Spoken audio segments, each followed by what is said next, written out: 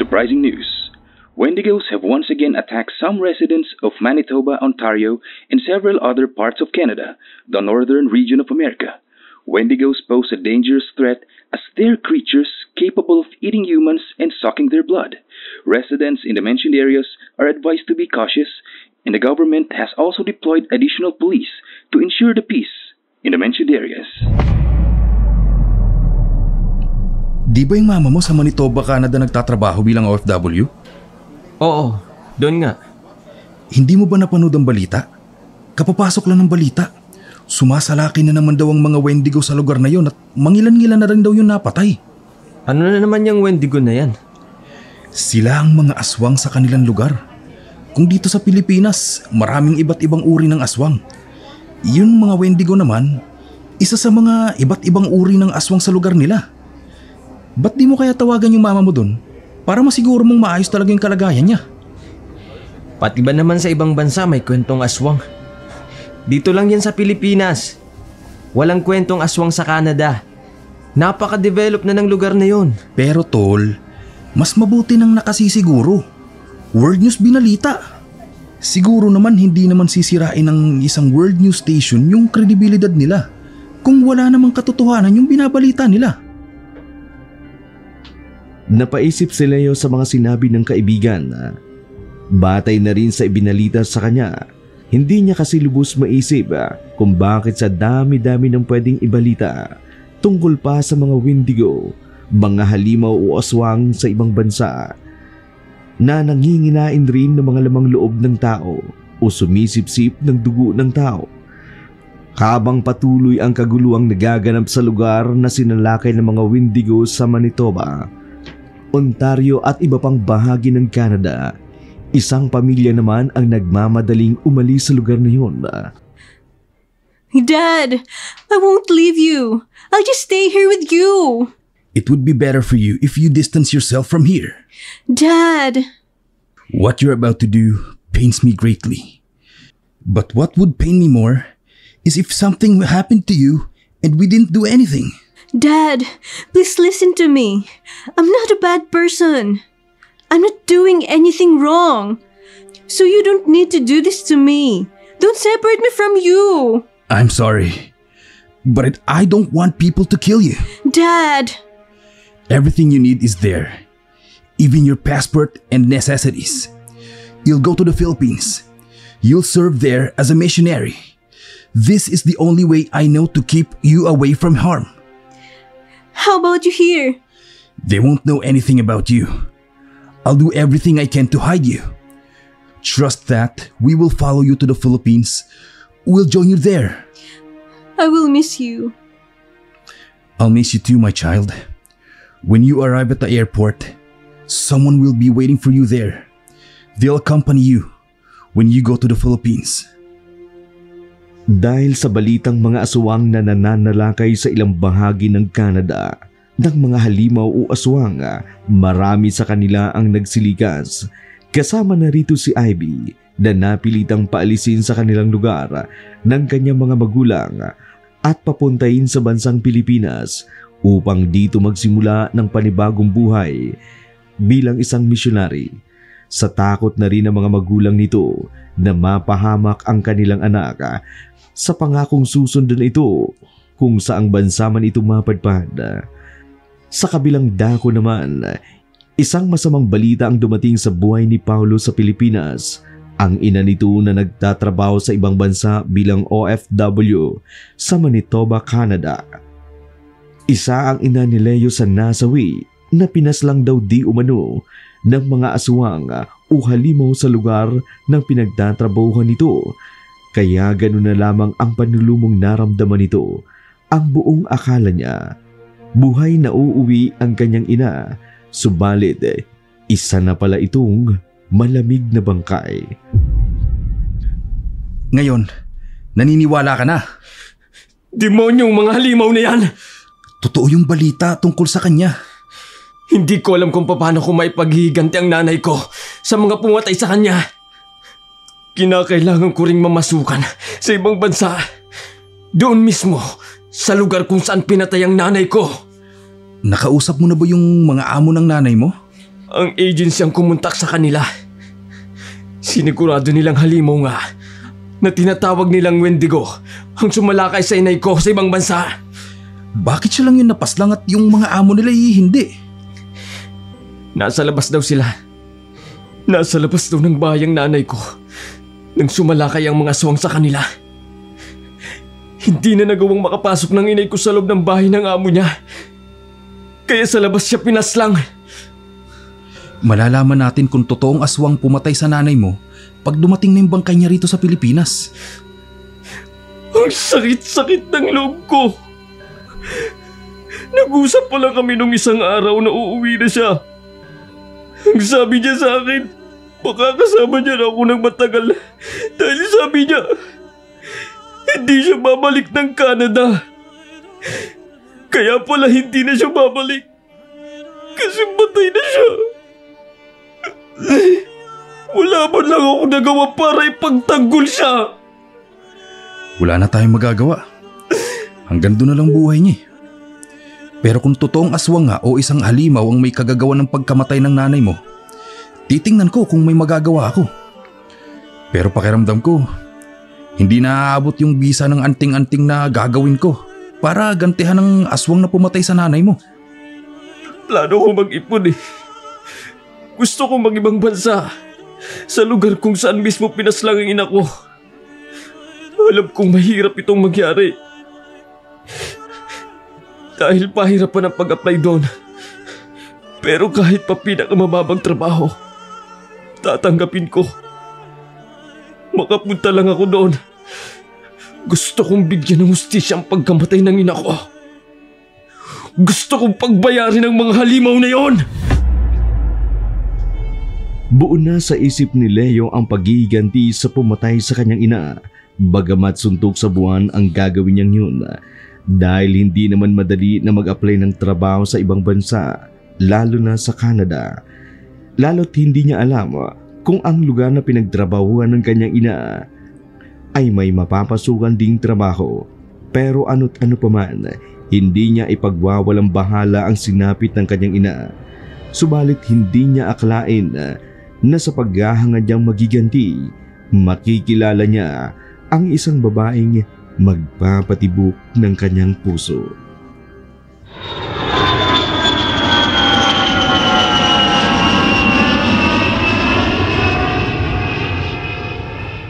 I don't know what will happen to me here. It's my first time visiting this place. Dad, I promise, I will do everything to take care of myself. I hope my illness won't bother me here anymore. Paraan! What? Excuse me! Go ahead. Bilisan mo, pre. Uy, ano ka ba? Nakahabol ka pa ng tingin dun sa Amerikanang yun, ha? Tara na, sasalubungin pa natin yung bangkay ng nanay mo. Sige. Inay ko. Inay! Inay ko!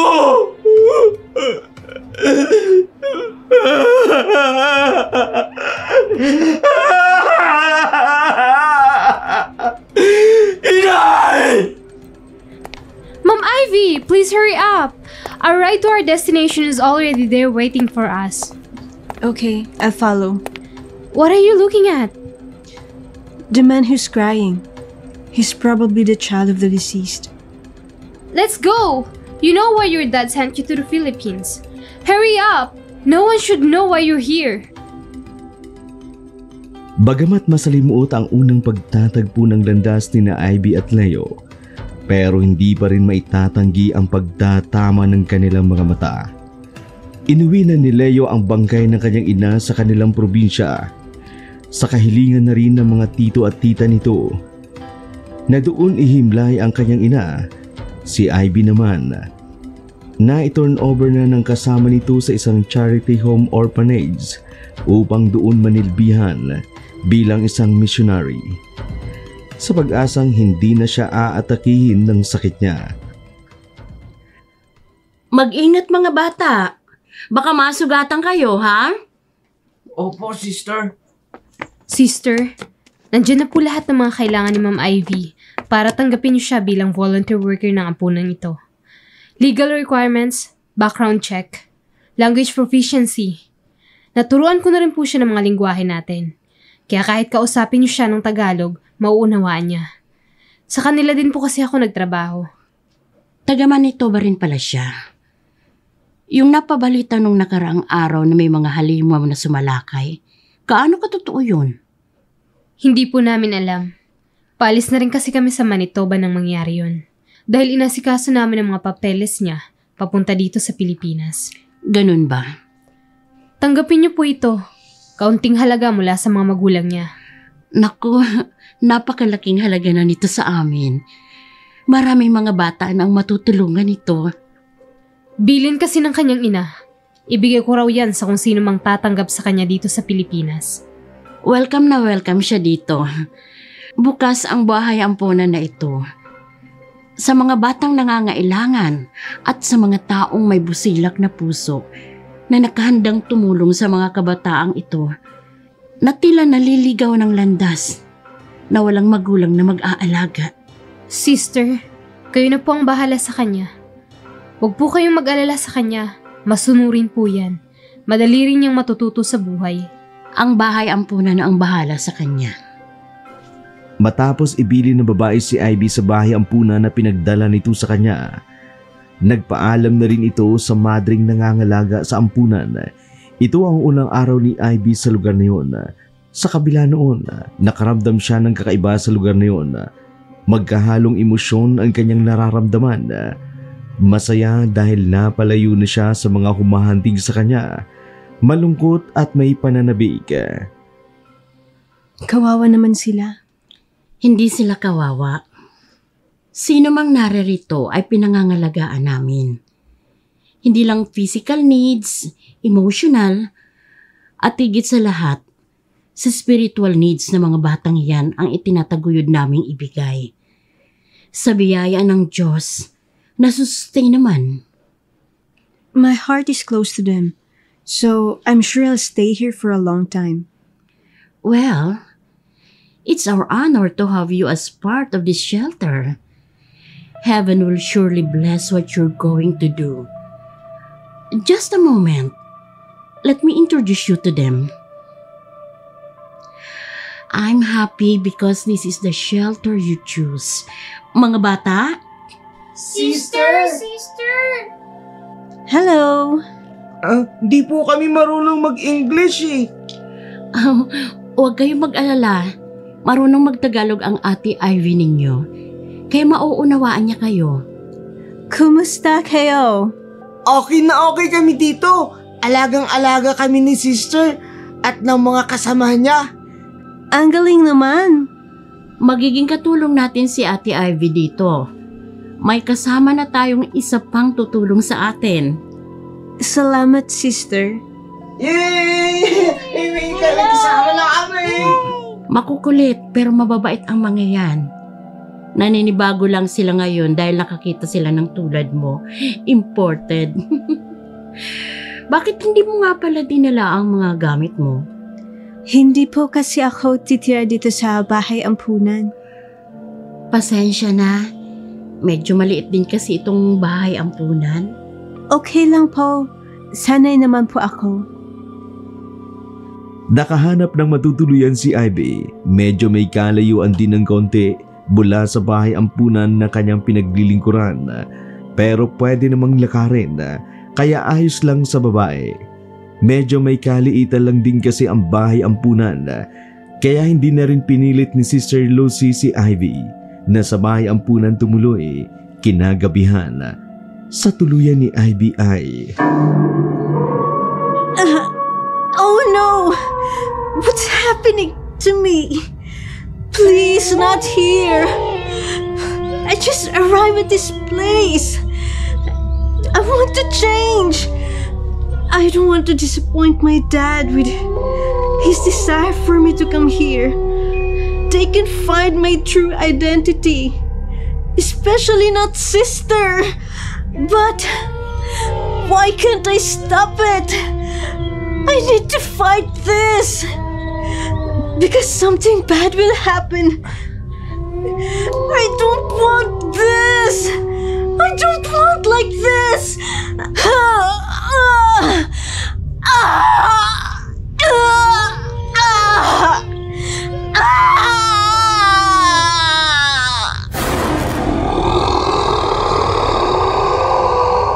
Nagugutom ako. Hindi na napigilan pa ng babae ang nangyari sa kanya. Sumailalim na naman siya sa kapangyarihan ng kadiliman. Kahit anong pagpigil niya, pero ito na ang kanyang sinusunod. Naging matindi ang pagkalam ng kanyang sikmura. Habang kumakalam ang sikmura, agad itong naganap ng mabibiktima. Ang bahay ampunan kaagad ang naisip nito dahil alam niyang maraming bata sa lugar na yun.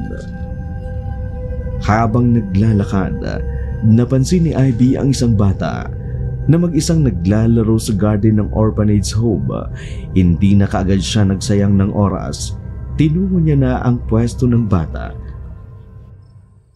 Hi, Ate Ivy. Sorry po. Gusto ko po kasi maglaro kasi hindi pa ako antok.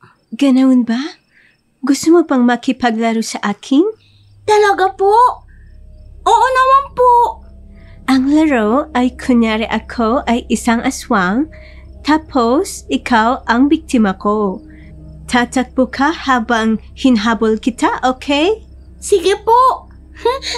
Habulin mo ako, Ate Ivy. Baka magsisika pag sinabi mo. Hindi mo ako mahahabol. Sakala mo lang. Huh? Nasaan na si Ate Ivy? Bakit bigla siyang nawala? Dito nga lang ako. Ang bilis pala magtago ng Amerikano yun.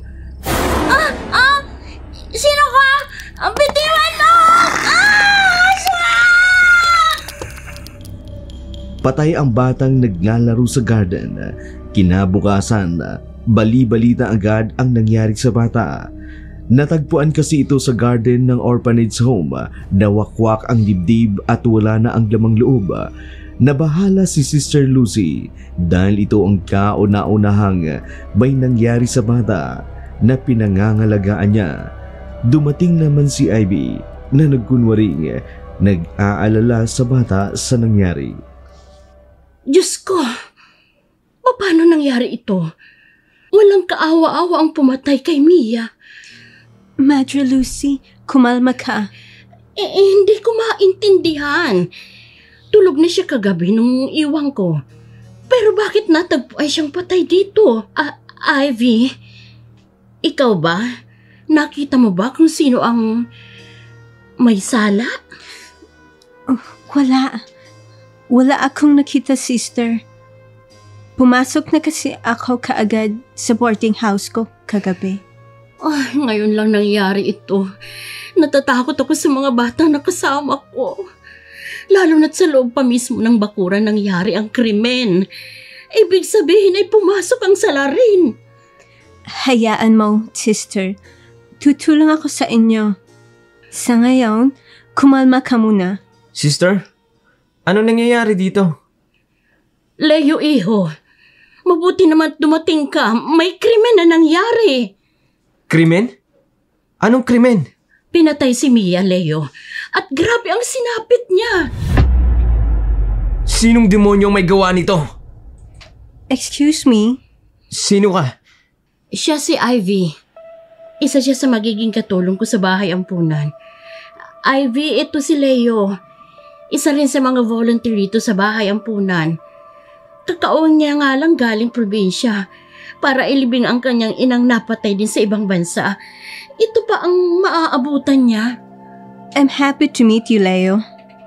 I'm happy to meet you too. Hindi mo na kailangan mag-English sa akin. Nauunawaan ko ang Tagalog. Salamat. Delikado ang lagay ng mga bata dito. Siguradong baka kunin ng DSWD ang mga bata kung hindi maaagapan ang mga nangyayaring ito. Nasaan na po ang bangkay ni Mia? Kinuha na ng punerarya. Sinundo na rin ng kamag-anak. Nagbigay na rin ako ng assistant. Ano pong paniniwala niyo, sister? Sino pumatay sa bata?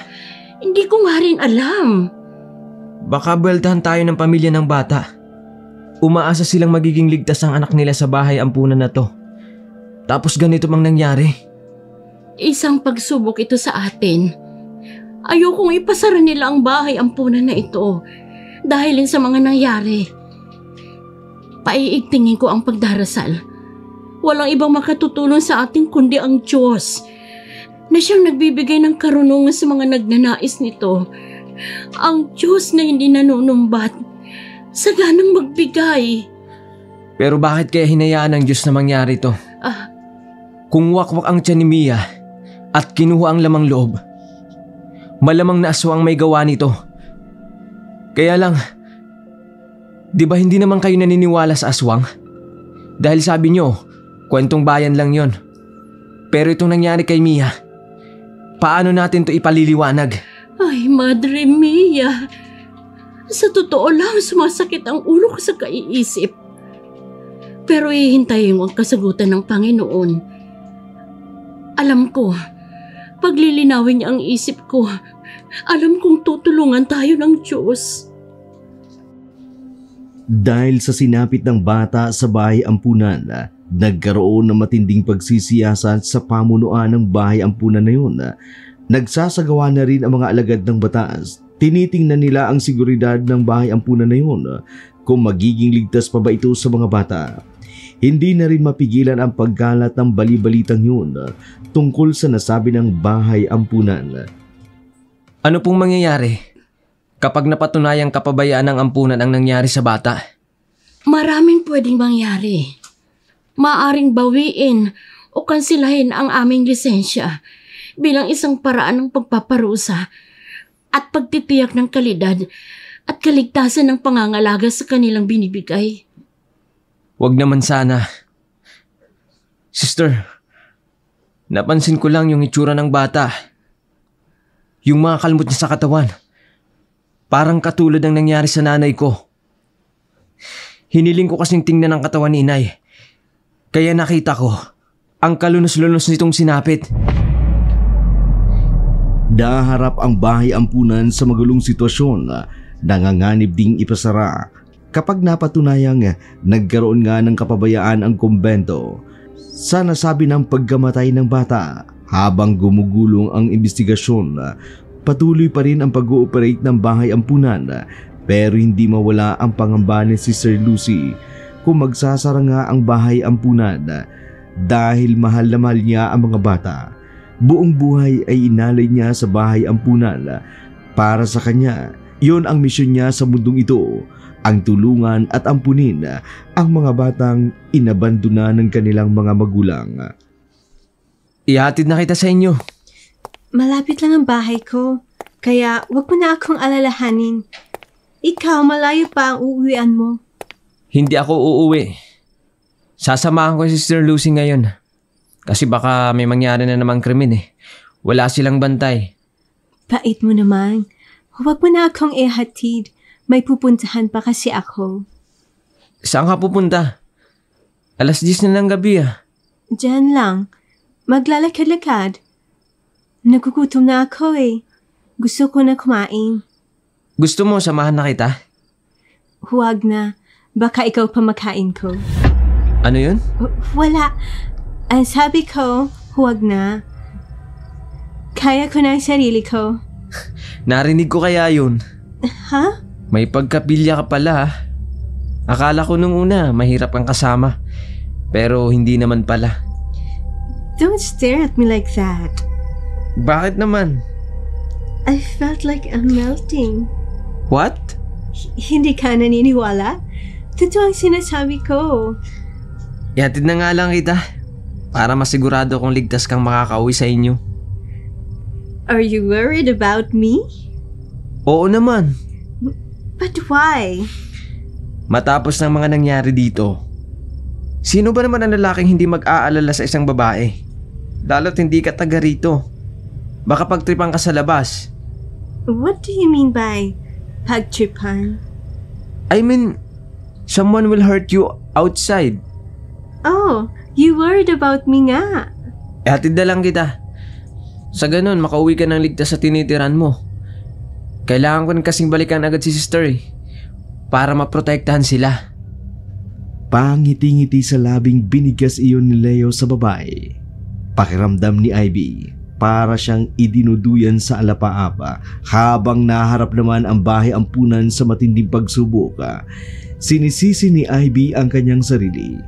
Gusto niyang makawala sa sumpa ng pagiging halimaw at mamuhay na normal, pero wala siyang magawa. Nananalaytay na sa kanyang dugo ang pagiging aswang. Why do I feel this way? I feel so happy when I'm with him. I suddenly forget the grumbling of my stomach. If only I could always feel this joy in my heart. Living with other people would be so reassuring. If only I were just like them. If only I didn't have the curse of being a monster. I want to live like them. Katulad ni Leo. Hinaing at hiling ng isang nilalang na nababalot ng kadiliman ang buhay. Naghahanap ng kalinga at pagmamahal. Naghahanap ng taong tutulong sa kanya para makalaya sa kadilimang kanyang kinasasadlakan. May pag-asa pa kayang makalaya sa pagiging aswang. Samantala, si Leo naman, agad na pinuntahan ang kaibigang albularyong si Leo na ikwento niya ang lahat ng kanyang nasaksihan. Nararamdaman ko, ang aswang na pumatay sa bata ay ang aswang rin na pumatay sa nanay mo. Kung parehong estilo ng pagpatay nila. Naisip ko na rin yun. Kaya lang, alangan naman nagsayang ng oras ang aswang na yun sa Canada para lang pumunta dito sa Pilipinas at dito mambiktima. Yan nga rin ang pinagtataka ko eh. Baka naman may mga kalahi silang napadpa dito. Posible. Pero ano yun? Imported na aswang? Kung yung mga aswang sa Canada napunta rito, ano yun? Nagsawa na sila sa pambibiktima doon? Hindi ko rin alam eh. Oh, ito. Gamitin mo to. Ano to? Pangontra yan sa aswang. Pero malalantad lang ang aswang kapag ginagamit nitong itim na kapangyarihan niya o nasasaklawan siya ng itim na kapangyarihan. Pero kapag nasa normal siya, hindi mo rin naman mararamdaman. Paano ko mararamdamang may aswang? Mag-iinit ang kwintas na yan. Sige, salamat tol. Wala nga naman pre. Doblein mo yung pag-iingat mo. Lalo pat may nabiktima na mismo sa bahay ampunan. Hanggang ngayon, hindi ko pa rin lubos maisip kung bakit nangyari to. Kung bakit sa loob pa mismo ng bahay ampunan. Naawa ako kay Sister Lucy. Ang bahay ampunan ang buhay niya. Kaya kung aalisan sila ng lisensya sa pag-ooperate, parang mawawala na rin ng saysay ang buhay niya. Madre yun. Lingkod ng Diyos. Pakiramdam ko naman tutulungan siya ng Diyos. Magpapatuloy ang bahay ampunan nila. Siya nga pala, maiba ko. Tuloy pa ba yung plano mo pagpunta ng ibang bansa? Oo. Matapos lang ang problema ang kinakaharap ngayon ng simbahan, magpapaalam ako kay sister na mangingibang bansa din ako. At gagawa ko ng mga pangontra sa aswang para may mabaon kapag punta mo dun. Tila suntok sa buwan pero buhay na buhay naman ang kanyang pag-asa. Ang plano ni Leo na tumungo sa lugar kung saan pinatay ang kanyang ina.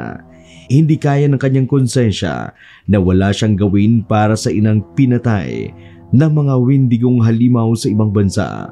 Sa kabilang dako naman, inatake naman ng pangangalam ng sikmura si Ivy. Kaya lumabas ito para maghanap ng mabibiktima.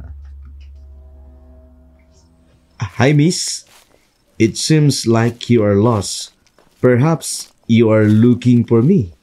Nakakaintindi ako ng Tagalog. Oh wow, so nice.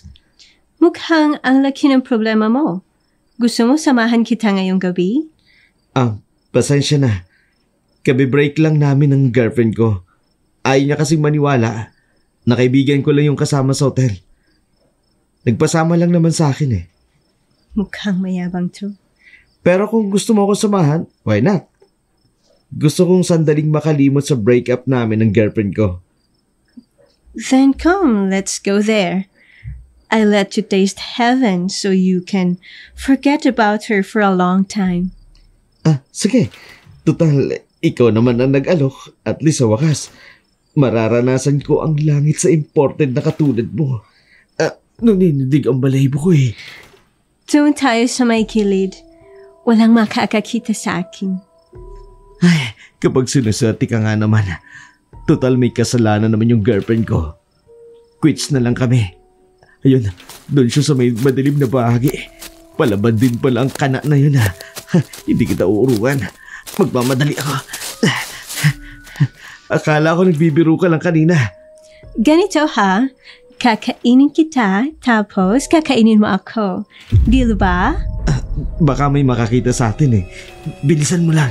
Oo naman, bibilisan ko lang. Miss, ako na magbubukas ng zipper. Huwag ka na. Taka, anong ginagawa mo? Kakainin ko.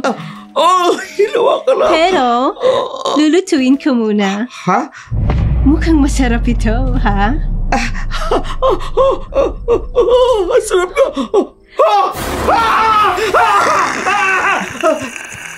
Saan ka pupunta? Hindi pa kita nagkakain, ha? Tulong! Tulong!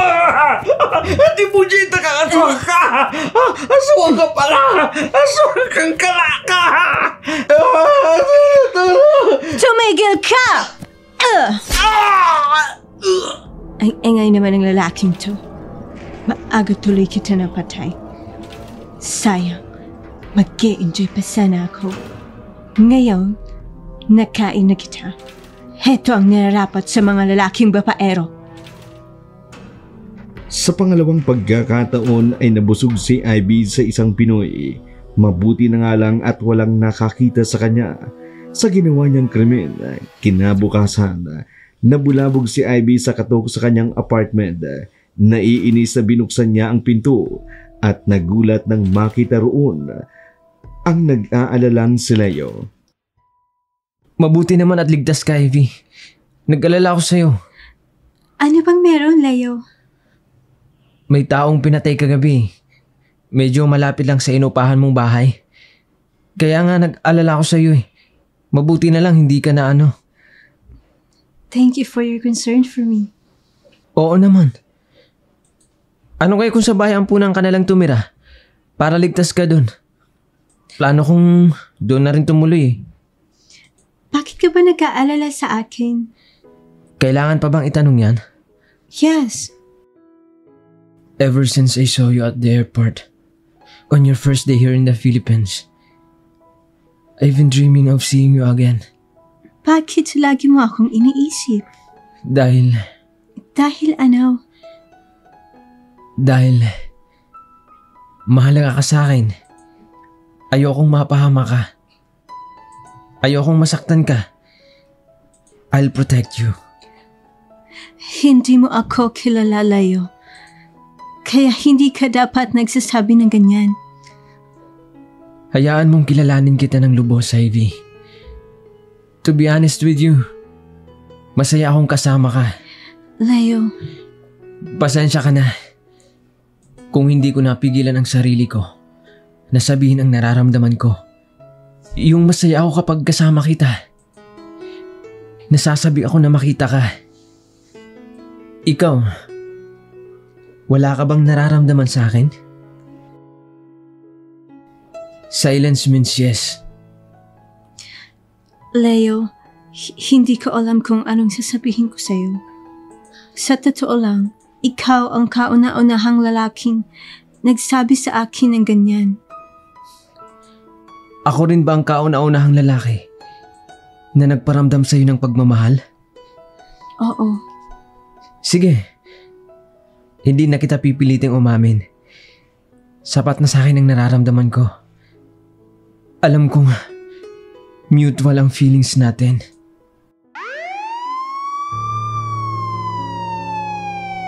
Teka, bakit may mga pulis? Pasensya ka na. Nabanggit ko kasi ang pangalan mo sa mga pulis. Kaya Gusto ka nilang makita para tanungin. Pero wala akong alam, Leo. Labag man sa loob ni Ivy na pumunta siya sa pulisya, hindi niya maintindihan ang sarili kung bakit hindi siya makatanggi sa nais ni Leo. Ngunit inamin naman niya na medyo nagkaroon ng spark ang kanyang dibdib nang makita kung paano ito nag-alala. Samantala, sa police station. May nakapagsabi kasi sa amin na ikaw ay nakitang palakad-lakad kagabi sa pinangyarihan ng krimen. Anong oras ka ba naglakad-lakad? Mga bandang 10 p.m. officer. Alas 10 ng gabi? Ano't naisipan mo pang maglakad-lakad sa oras na yon? Mr. Officer, pinaghihinalaan niyo ba ako? Wala naman akong sinabi. Pero kayo ang makakasagot niyan. Ano ang katotohanan sa paglakad-lakad niyo ng ganong oras? At anong ginagawa niyo sa pinangyarihan ng krimen? Dahil pagkatapos ng insidente, wala nang ibang nakita roon kundi ikaw lang. Paano kung oo? May magagawa ka ba? Mas makabubuting umaming ka sa amin. May kinalaman ka ba sa pagkamatay ng biktima? Shh! Manahimik ka nga. OA ka naman eh. Saka, hindi mo naman iyan masusumbong dahil hindi ka na magtatagal sa mundo. Anong ibig mong sabihin? Mamamatay ka na ngayon! Anong...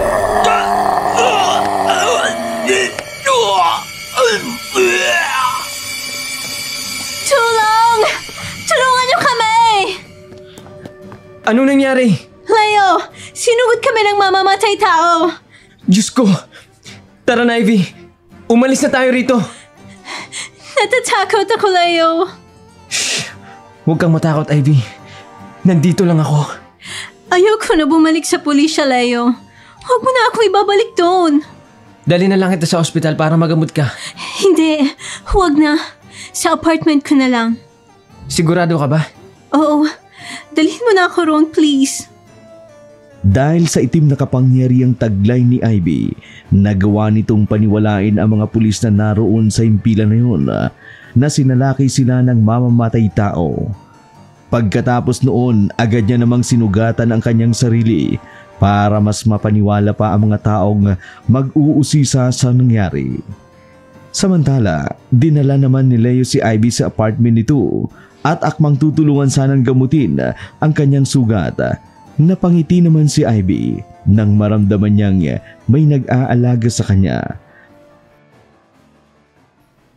Kumain ka muna, Leo. Niluto ko yan. Salamat. Ano to?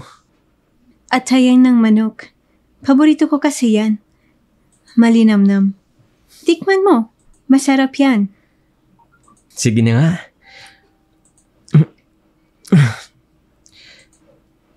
Ang sarap nga. Salamat dito ah. Oo naman. Masaya ako dahil nagustuhan mo. Oo nga pala. Salamat sa paghatid mo sa akin kanina ha. Ayos lang yun. Pasensya ka na dahil dinala rin kita doon. Kumusta na pala ang sugat mo? Ayos lang. Malayo naman ito sa bituka. Malala na talagang mga nangyayari dito sa lugar natin. 3 tao nang namatay. Baka mapahamak pa ang mga bata sa orphanage home.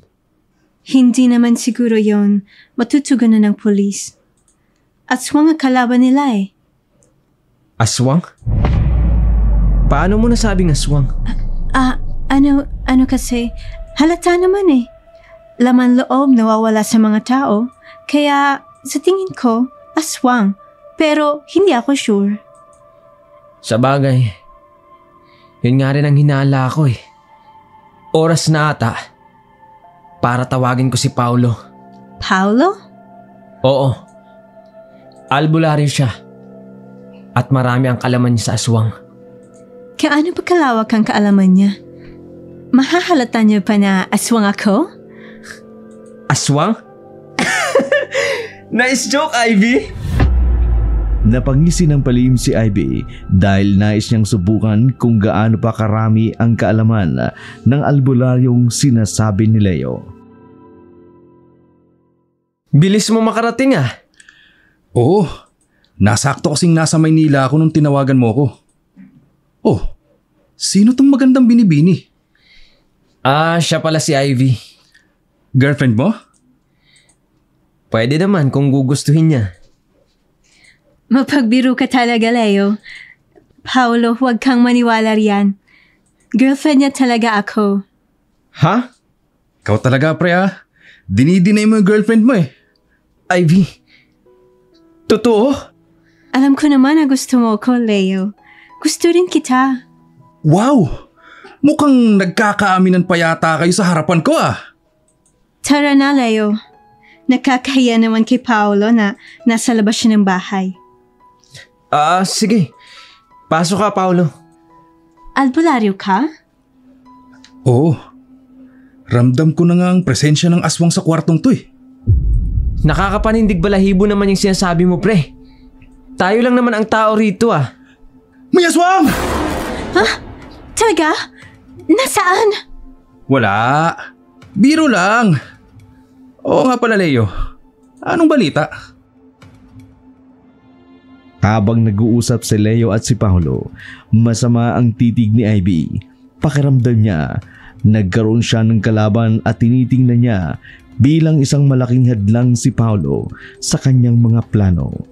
Unang tingin pa lamang ni Ivy kay Paolo, mukhang nalaman agad ni Paolo na hindi siya tao. Minaliit niya si Paolo at ngayon kailangan niya magdoble ingat upang malaya siyang manatili sa Pilipinas. Inisip niyang layuan na lamang si Leo. Pero kung iisipin pa lang, ayaw niya naman talagang mapalayo kay Leo. Hindi niya kayang iwan ang lalaki sapagkat gusto niya ito, lalo pat lumalalim na ang kanilang ugnayan. Ibig sabihin ba, bago mangyari ang krimen, si Ivy ang nasa labas? Pati rin yung sa lalaking natagpuan, si Ivy din ang nandun? Pati na rin sa loob ng interrogation room kung saan nandun din si Ivy? Hindi kaya si Ivy ang aswang? Ano bang sinasabi mo, Paolo? Girlfriend ko ang sinasabihan mo ng ganyan. Tama si Leo. Wala akong kalamalam sa pambibintang mo sa akin. Nagbibiro lang naman. Masyado kayong hard-headed eh. Kung gayon, magsasagawa ako ng ritual mamayang gabi para mapalayo ang mga aswang sa paligid. Sasama ba kayo? Oo, sige. Ikaw ba, Ivy? Sige, sasama ako para hindi naman ako mapagbintangan ni Paolo. Hindi ko naman siya pinagbibintangan eh. Para yatang masyado siyang defensive.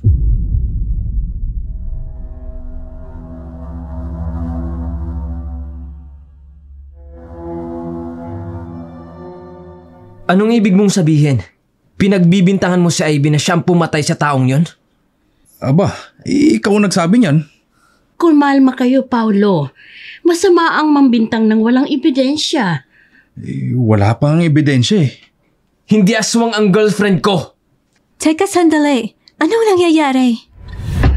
Diyos mio, Ivy. Pakilayo mo na rito si Leo dahil umiinit na ang ulo niya. Leo, anong nangyayari sa'yo? Pinagbibintangan kanyang aswang. Paolo, kaibigan kita. At alam mong ayoko sa lahat ang pinagbibintangan ng mahal ko sa buhay. Leo, tara na. Bahala nga kayo. Mga walang alam. Tarantadong yun ah. Leo, tara na.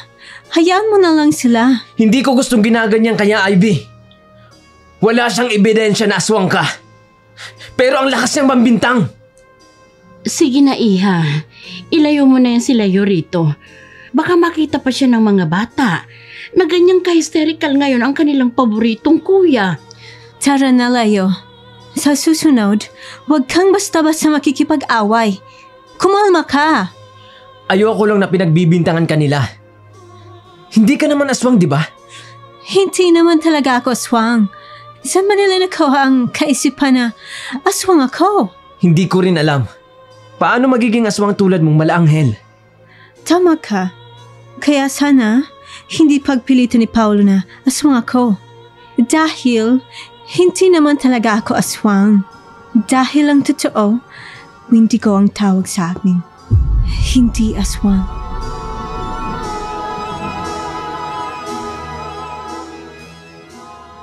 Paulo, baka makita ka ng mga bata na nagsisigarilyo. Pasensya ka na, sister ah. Pampakalma ko lang to. Paulo, hindi sa minamasama ko ang opinyon mo.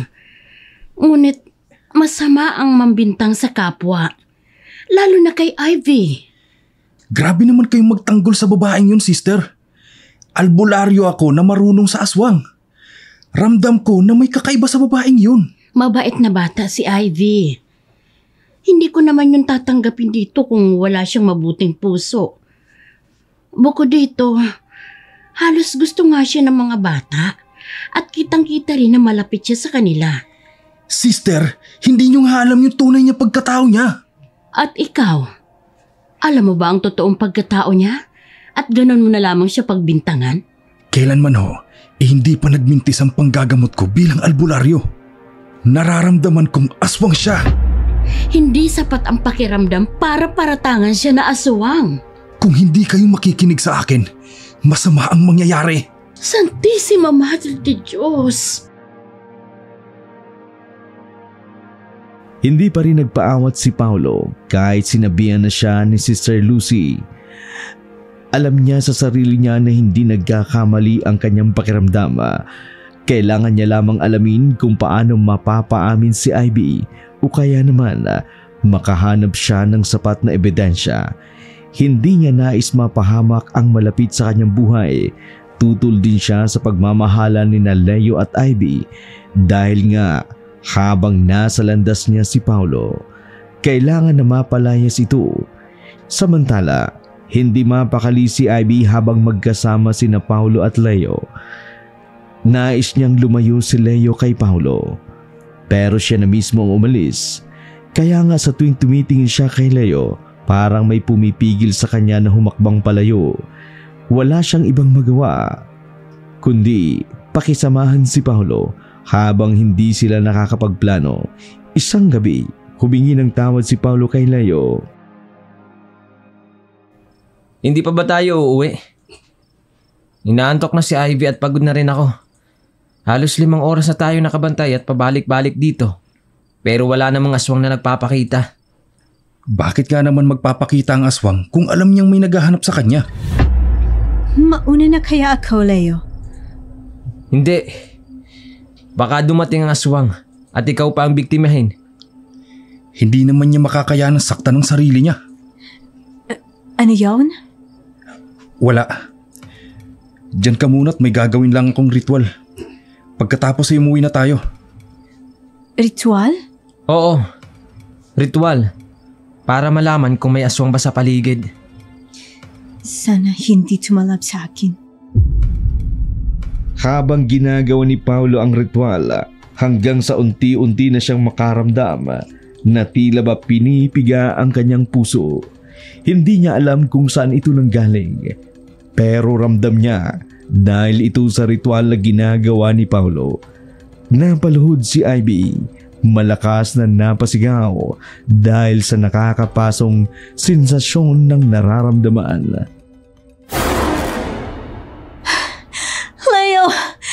Lumayo ka sa akin! Please! Ivy, iuwi na kita. Lumayo ka, sabi! Ivy! Huwag kang susunod! Huwag mo akong susundan! Lumayo ka sa akin! Umuwi si Ivy ng mga oras na yun. Naggrabe ang pagpipigil sa sarili. Konting-kunti na lamang lalabas na ang kanyang tunay na anyo. At may posibilidad na pwede niyang kainin si Leo. Nagpasalamat na lamang siya kahit labis na ang kanyang pagkagutom. Napatingin si Ivy sa kanyang braso na pinagkakalmot niya kagabi upang hindi siya tablan ng pangangalam ng kanyang sikmura at ang kanyang pagnanais na makatikim ng dugo. Sa kasamaang palad, nagdulot ito ng malaking sugat kay Ivy, pero sa kabila nito, nakaramdam siya ng ginhawa dahil napanatili niyang buhay ang kanyang kasintahan. Leo, pasensya na. Nakalmot kita kagabi. Pasensya na talaga. Ayos lang. Pero ikaw, Mukhang hindi. Ang dami mong sugat sa braso mo. Huwag mo na ipansinin, Leo. Kailan pala uuwi si Paolo? O kailan siya aalis? Pag natapos ng investigasyon kay Mia, alam niya na kasi na aswang ang pumatay dito. Alam na niya? Paano niya nasabi? Gaya ng sinabi ko, eksperto si Paolo pagdating sa mga ganyang nilalang. Sa katunayan, siya ang pinaasikaso ko sa kaso ng nanay ko na namatay sa ibang bansa. Ang nanay mo? Oo, namatay ang nanay ko sa Canada. Ilang linggo na rin ang nakararaan. OFW ang nanay ko at siya na lamang natitira kong pamilya. Pero pinatay siya. Hindi tao, kundi aswang. Gusto kong maghiganti sa aswang na yun. At sa oras na mahuli namin siya, sisiguraduhin ko na babalik siya sa impyernong pinagmulan niya. Gusto kong makuha ang hustisya sa nanay ko, Ivy. Ano palang pangalan ng nanay mo sa Canada? Margarita Rosario Concepcion. Oh no, paano ito? Paano kung malaman niya na ako ang pumatay sa nanay niya?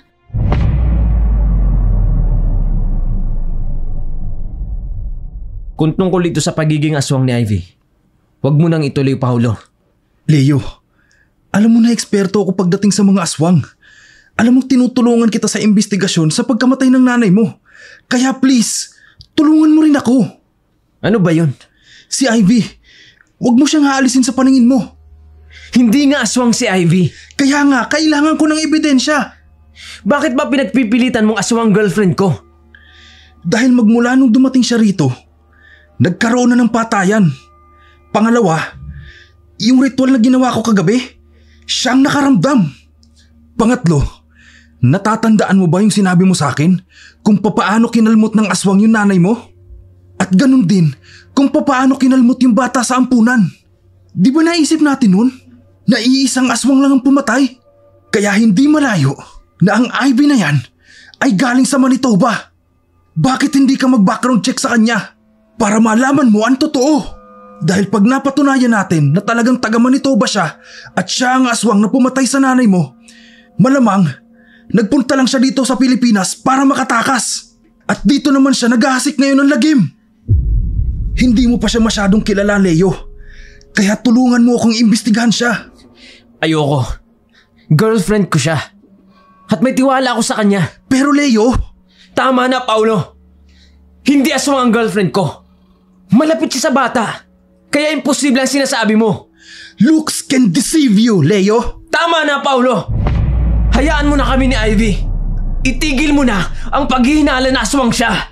Naiintindihan mo? Hindi aswang si Ivy! Kinagabihan, hindi makatulog si Ivy dahil iniisip niya rin na ina nga ni Leo ang napatay niya sa Manitoba, Canada. Ayaw niya rin mawala sa kanya si Leo. Iniisip niya kung anong mangyayari kapag nalaman ni Leo ang totoo na siya nga ang aswang na pumatay sa kanyang ina. At nang gabing yun, nakahawak na lamang siya sa kanyang tiyan habang umuungol sa tindi ng sakit. Kumakalam ang kanyang sikmura dahil hindi ito nasasayaran ng karning hilaw ng hayop. Kasabay din ito ang pagbuhos ng malakas na ulan at ang paggulog. Maririnig ang malakas na hangin habang nag-uorasyon si Ivy upang patigilin ang pag-aapoy ng sensasyon ng kanyang tiyan. Naramdaman na lamang niya ang unti-unting pagbabago ng kanyang anyo. Kasabay nito ang mabilis niyang pagkahumaling sa amoy ng isang lamang tao sa hindi kalayuan. Nakakainis naman si Babe. Kanina pa ako naghihintay dito eh. Tapos hindi naman pala darating. Ay, makaalis na nga. Teka, parang may sumusunod sa akin ah. Papakiramdaman ko pa nga. Oo nga, may sumusunod sa akin. Lilingunin ko nga. Sino ka? Ano kailangan mo? Alam mo sis, hindi ka dapat pinapabayaan ng boyfriend mo na mag-isang naglalakad sa gabi, lalo na't umuulan. Wala kang pakialam. Tabi! Bakit ka naman umaalis? Kakainin pa kita. Oh.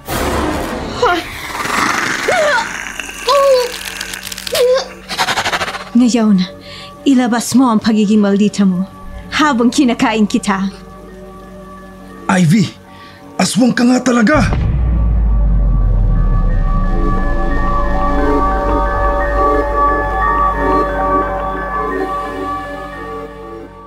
Anong nangyayari? Bakit nagkakagulo? Yung mga magulang ng mga bata, kinukuha na nilang mga anak nila. May namatay na naman kasing bata, malapit sa bahay ampunan. Leo, samahan mo muna akong mag-imbestiga sa krimen. Ivy, maiwan ka muna namin dito. Lalo na't hindi mo siguro kakayanin makita ang nangyari sa babae. Ivy, okay lang ba sa'yo? Oo, okay lang. Tulungan ko na lang si Sister Lucy. Sige, kita tayo mamaya. I know what you did. Ano?